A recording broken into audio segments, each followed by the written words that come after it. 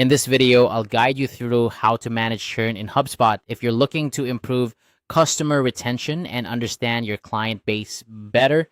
Managing churn effectively is crucial.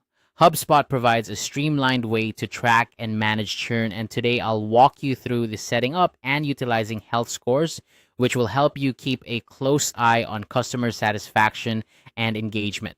To get started, you'll want to navigate to the service section and click on customer success. This is where you'll find the tools you need to monitor your customers' health scores. Once you're there, look for the settings gear icon in the top right corner. Click on it and then select the health scores tab. This is your control center for creating and managing health scores. Now, let's create a new score.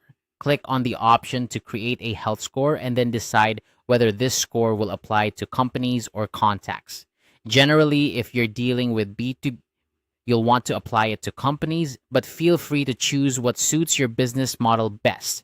Next, it's time to define your scoring criteria, which involves setting up both positive and negative signals. Head over to the Calculations tab. Here, you can add positive signals by clicking on either plus add event group or plus add property group. For example, you might add 10 points if the last activity date is less than 30 days ago. This kind of positive reinforcement helps you recognize engaged customers. But of course, not every interaction is positive, and that's where negative signals come in. And you can add rules that subtract points, such as if the support ticket volume is greater than 5, or if the NPS score falls below 7. These indicators are crucial for identifying potential churn risks. To maintain a balanced scoring system, you'll need to set a maximum limit.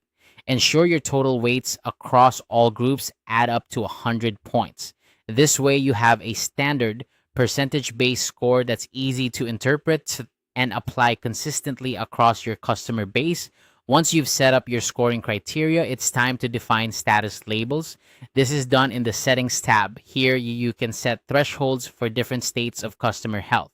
For instance, you might define 0 to 30 points as at risk, 31 to 70 as neutral, and 71 to 100 as healthy.